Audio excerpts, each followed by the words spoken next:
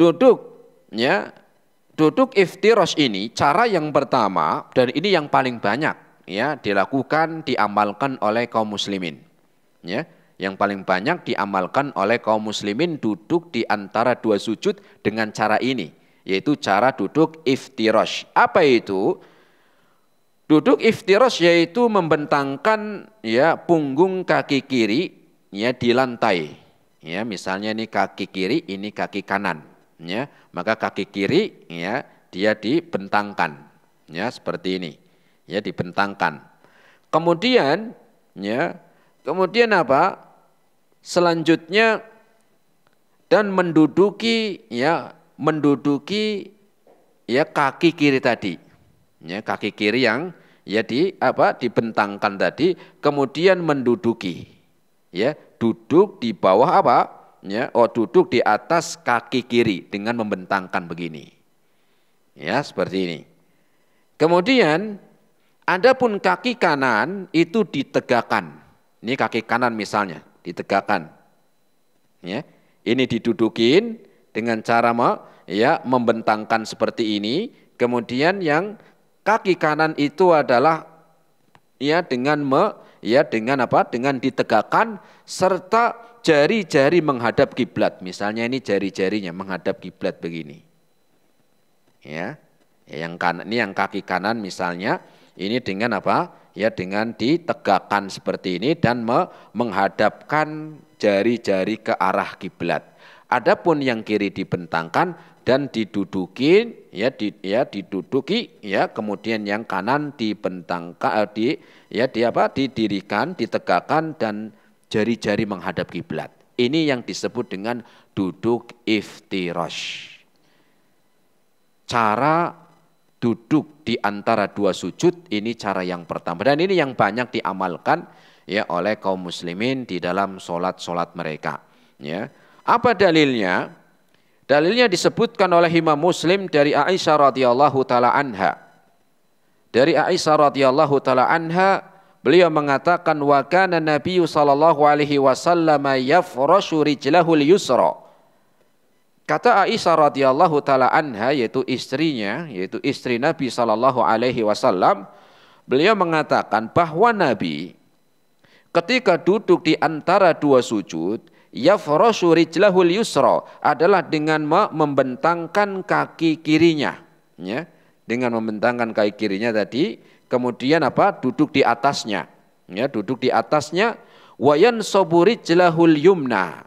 Kemudian, ya, beliau menegakkan kaki yang kanan serta menghadapkan jarinya ke arah kiblat. Ya, hadis riwayat Imam Muslim. Kemudian juga ada riwayat yang lain juga disebutkan tentang tata cara duduk di antara dua sujud ini yang disebut dengan duduk iftirash. Tsumma sana rijlahul yusra. Ya, ini dalam riwayat yang lain. Ya.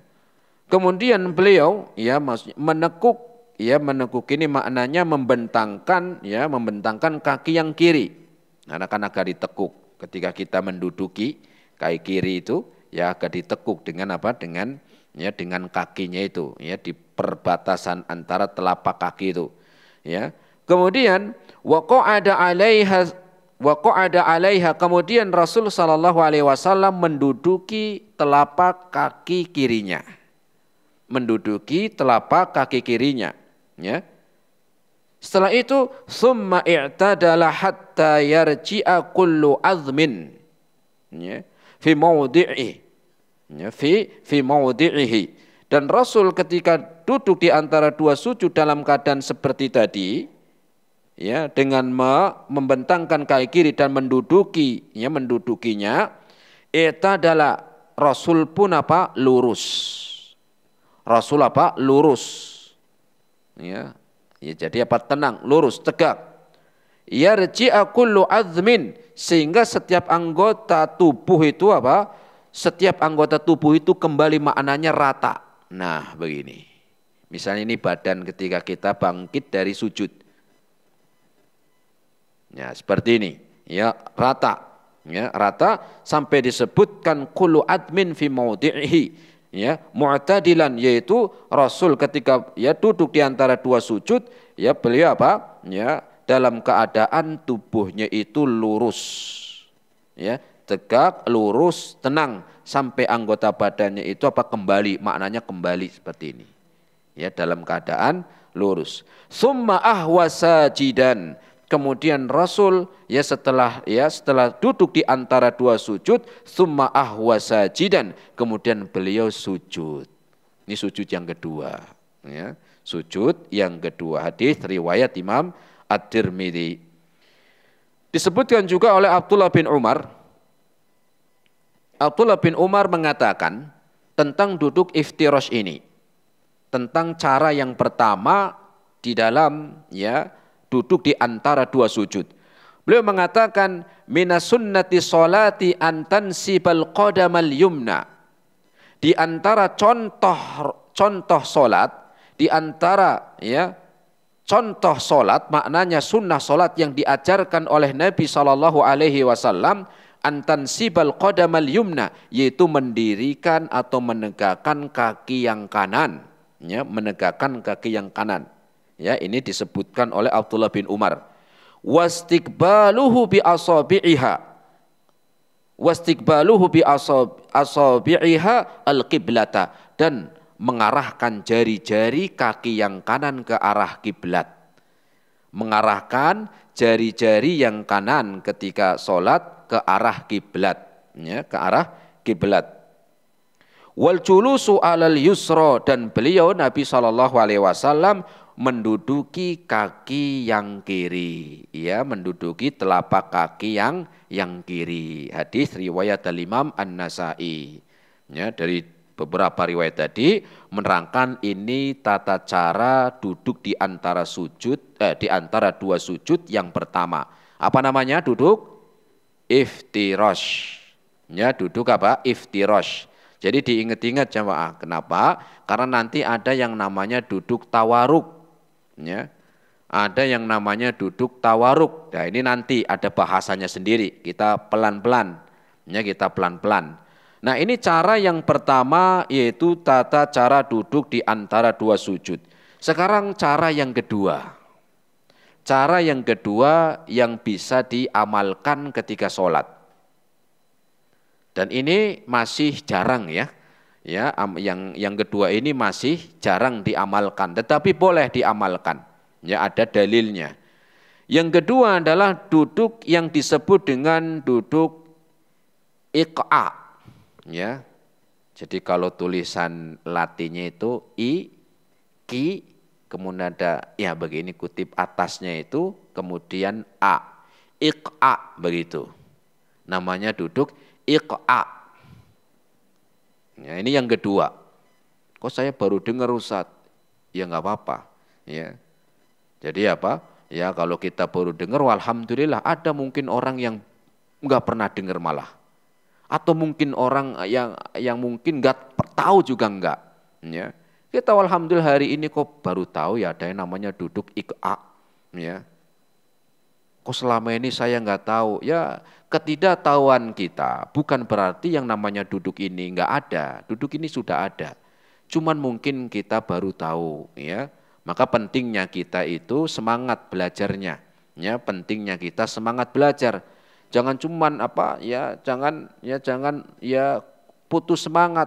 Cuman karena gerimis sedikit, cuman hujan sedikit sudah nggak mau belajar. Jangan, jadilah penuntut ilmu, jadilah seorang yang menjadi penuntut ilmu yang tegar, semangat, bermental baja begitu. Jangan cuman karena kayaknya mendung ini, belum hujan belum. Kayaknya aras-arasan ini, apa aras-arasan? Akhirnya nggak berangkat, Apalagi ketika lihat di grup, ustadznya nggak hadir karena hujan, alhamdulillah. Nah ini berarti kurang semangat. Apalagi sudah mengucapkan alhamdulillah, sujud syukur lagi. Sujud syukur, jangan. Jadi terus semangat. Hujan biasa namanya apa? Namanya biasa. Jadi semangat. Dulu para ulama itu ya mereka di dalam menuntut ilmu itu jauh-jauh. Jabir bin Abdillah itu menuntut ilmu dari Madinah berjalan sampai negeri Syam, 1 bulan perjalanan. Ya, 1 bulan perjalanan. Ya, dan jenengan ke sini berapa menit? Ya, begitu, ya. Maka semangat, ya, jadilah mental yang kuat dalam menuntut ilmu. Jangan kayak mental kerupuk. Tahu kerupuk, ya. Kalau kena air hujan langsung langsung kurang semangat. Nah, gitu, kurang semangat. Baru kena hujan tapi semangat. Kita lanjut. Duduk yang kedua adalah duduk yang disebut dengan iq'a. Apa itu duduk iq'a? Duduk iq'a adalah menegakkan kedua kaki. Menegakkan, nanti saya contohkan. Menegakkan kedua kaki, lalu duduk di atas kedua tumitnya. Ya. Lalu apa? Lalu duduk di atas kedua tumitnya. Sedangkan jari-jarinya menghadap kiblat. Saya ulangi. Duduk iq'a. Ya, atau duduk di antara dua sujud yang kedua adalah duduk dengan menegakkan kedua kaki.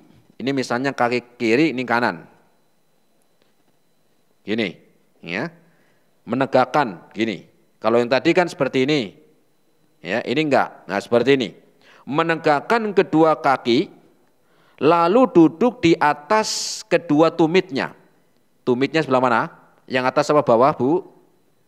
Yang atas, berarti duduknya sebelah sini. Ya, menduduki, ini maaf misalnya ini misalnya ini bokong. Ya, ini duduknya di sini. Nah, seperti ini, ya. Duduk di atas tumit, ya, duduk di atas tumitnya. Kemudian jari-jari kaki itu menghadap kiblat. Seperti ini, ya, menghadap kiblat. Jadi duduknya di sini. Nah, begitu, ya. Ini yang disebut dengan duduk iq'a. Tata cara duduk di antara dua sujud yang kedua. Tapi kalau kita ngamalin di masjid kayaknya aneh Ustadz, begitu. Ya enggak masalah. Ya, kalau enggak kita amalkan, mau siapa lagi yang mengamalkan? Ya, kalau kita yang tahu enggak mengamalkan, terus kita mau mengandalkan siapa yang mengamalkan? Ya. Justru kita tahu ilmu kan untuk diamalkan. Tapi nanti aneh orang, ya orang biarin aja. Ya. Kalau kita enggak ngasih tahu, sedangkan kita tahu dan enggak mengamalkan, bagaimana dia juga tahu? Ya, enggak apa-apa. Ya, kita mengamalkan yang diajarkan oleh Rasul. Ya, bukan mengamalkan yang tidak. Ya. Wong banyak orang yang tidak dicontohkan oleh Rasul saja semangat mereka mengamalkan kok. Banyak orang yang mengamalkan amalan-amalan yang tidak dicontohkan oleh Rasul, itu mereka semangat mengamalkan. Bahkan siap-siap dimusuhi bagi yang mengingkari. Bahkan mereka ditanggung-tanggung untuk mengeluarkan harta, tenaga, pikiran, waktu. Ya, padahal nggak ada contohnya. Ya. Apalagi kita mengamalkan yang sudah jelas ada contohnya. Sudah ada perintahnya, sudah dicontohkan oleh Nabi, ya, begitu. Kalau ada yang nanya, ya disampaikan ini dibolehkan tata cara sholat yang kedua. Kenapa? Kalau seandainya setiap orang muslim yang nggak mau mengamalkan ini, karena umumnya orang yang sholat mengamalkan yang pertama, terus siapa yang mengamalkan lagi? Kalau kita sebagai seorang muslim tidak mau mengamalkan sunnah Nabi, khususnya ini dalam sholat yang setiap hari kita laksanakan, yang setiap hari kita dirikan, terus siapa yang mengamalkan? Kita mau menunggu siapa? Mengandalkan siapa? Kalau bukan kita sendiri yang memulai. Ya. Kalau bukan kita mau siapa lagi? Minimal kita lah. Ya. Minimal kita sendiri. Kita enggak harus maksa orang harus begini, enggak. Minimal kita sendiri. Kita enggak memaksa orang lain. Orang lain sholatnya seperti itu juga sudah benar, sudah betul, ya. Naam. Ini disebutkan oleh salah seorang tabi'in yang bernama Tawus bin Kaisan. Beliau mengatakan qulna libni Abbasin fil iq'a 'alal qadamain. Kata Tawus, aku pernah bertanya kepada sahabat Abdullah bin Abbas. Abdullah bin Abbas ini adalah sahabat Nabi plus kerabat. Plus kerabat. Kenapa? Karena bapaknya Abbas. Nama aslinya Abdullah bin Abbas. Abbas ini pamannya Rasul. Sehingga dengan Abdullah bin Abbas ini berarti apa? Ya sepupu berarti ya, karena bapaknya ini pamannya. Nah, pernah ada orang yang nanya, yaitu Tawus, kepada Abdullah bin Abbas dengan mengatakan tentang seorang yang duduk di antara dua sujud dengan cara iq'a. Tadi cara iq'a tadi, ya duduk di atas tumitnya. Faqala Ibnu Abbas, maka Abdullah bin Abbas mengatakan hiya sunnatu. Itu dicontohkan oleh Rasul. Itu adalah sunnah. Sunnah di sini maknanya adalah dicontohkan sholatnya oleh Rasul. Tata cara seperti itu, yaitu duduk iq'a ketika duduk di antara dua sujud, itu adalah dicontohkan oleh Nabi. Kemudian Tawus melanjutkan mengatakan faqulna lahu innalana rahu jafa'an lirijli. Ya. Tapi kan kayaknya nggak biasa. Ya. Ternyata yang nggak biasa juga bukan cuma kita ya. Ternyata Tawus ini mengatakan inna lanarahu jafa'an lirijli. Ini kayaknya ya nggak biasa dengan cara duduk seperti itu. Karena umumnya sholatnya apa tadi? Dengan iftirash. Kayak ini kan ya kayaknya nggak umum nih begitu loh. Ya. Kurang elok nih, karena rata-rata begini, kalau kita sendirian begini kayaknya nggak pas nih. Kemudian Abdullah bin Abbas menjawab, bal hiya sunnatu nabiyyika sallallahu alaihi wasallam. Justru yang ini juga diajarkan oleh Nabi kalian. Justru cara duduk iq'a ini diajarkan oleh Nabi kita. Ya. Jadi nggak cuma iftirash, tetapi juga dengan duduk iq'a. Ya.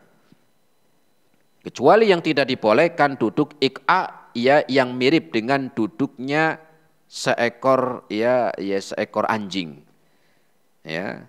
Di mana duduk iq'a-nya itu ya di mana dia apa? Ya maaf tadi ya dia ya bokongnya tadi menduduki lantai tapi kakinya di sebelah kanan kirinya. Ya kakinya di sebelah kanan kiri. Sedangkan dia menduduki apa? Menduduki lantai. Sedangkan kakinya di kanan dan kiri, itu yang nggak boleh. Ya, itu yang tidak diperbolehkan. Ya.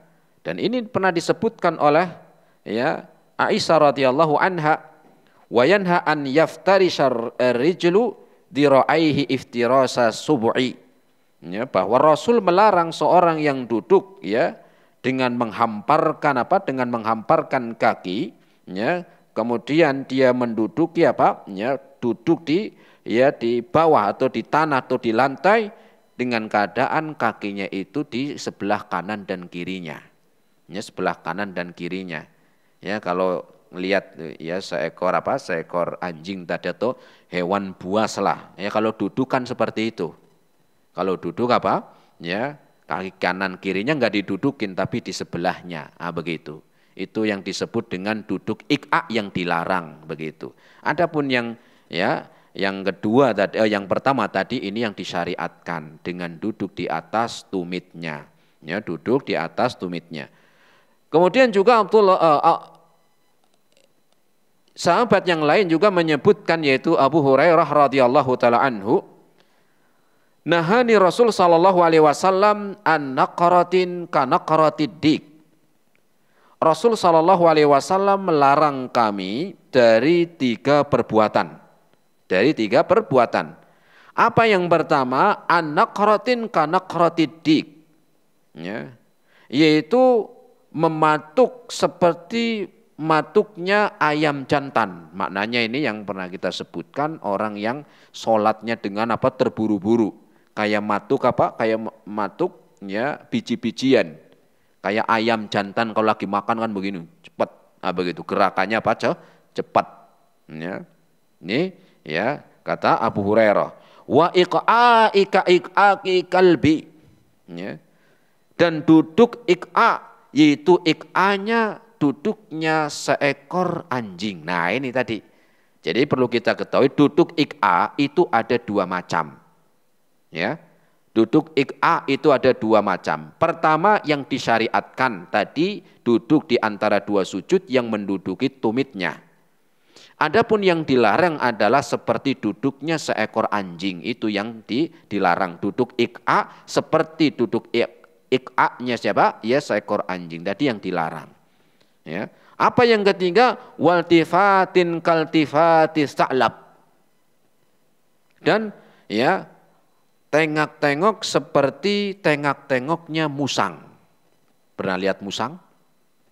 Ya musang itu kan ya kalau lagi berhenti tengok-tengok begini. Ah itu sholat jangan, nggak boleh begitu. Ya sholat kayak ya jangan apa? Ini dilarang kata Abu Hurairah. Rasul melarang kami dari 3 perbuatan ini. Ya kapan? Ya ketika sholat tentunya. Ya pertama ya sholatnya terlalu cepat. Ya tadi seperti apa? Seperti ayam jantan ketika mematuk biji-bijian atau makanan, atau yang keduanya duduk iqa seperti duduknya seekor anjing, dan yang ketiganya adalah ya tengok-tengok, ya menoleh kanan kiri. Nah seperti itu. Maka ya itu dilarang di dalam sholat. Kemudian juga dikatakan oleh Al-Imam An-Nawawi, beliau mengatakan an yaj'ala aliyataihi ala aqibaihi baina sajadatain. Maka ya menduduki kedua tumitnya, duduk di antara atau duduk di atas tumitnya baina sajadatain, itu adalah dicontohkan ketika duduk di antara dua sujud. Ya. Wa hadza huwa muradu Ibni Abbasin radhiyallahu anhuma. Inilah yang dimaksud oleh sahabat Abdullah bin Abbas, yaitu duduk iqa, bukan duduk iqa-nya apa seekor anjing, bukan. Biqaulihi sunnatun nabiyyikum. Dan ini yang dikatakan oleh Imam Nawawi, bahwa beliau mengatakan inilah yang diajarkan oleh Nabi kalian. Ya, yang diajarkan oleh Nabi kalian, disebutkan dalam kitab Sahih Muslim atau Syarah Sahih Muslim oleh Al-Imam An-Nawawi. Ini jamaah rahimani Allah wa iyyakum jami'an, tentang apa? Tentang bahasan kita, yaitu duduk di antara dua sujud. Adapun bagaimana posisi tangan, kemudian apa? Ya tangan yang kanan ataupun tangan yang kiri, ya, apakah di atas paha ataupun apa sejajar dengan lutut, atau mungkin di lututnya, atau pandangan dan doa-doa, ini yang kita akan bahas di pertemuan yang akan datang insyaallah taala. Semoga bermanfaat pada kesempatan sore hari ini. Terima kasih atas segala perhatiannya, mohon maaf atas segala kekurangannya. Kita akhiri subhanakallahumma bihamdika asyhadu an la ilaha illa anta astaghfiruka wa atubu ilaik. Wassalamualaikum warahmatullahi wabarakatuh.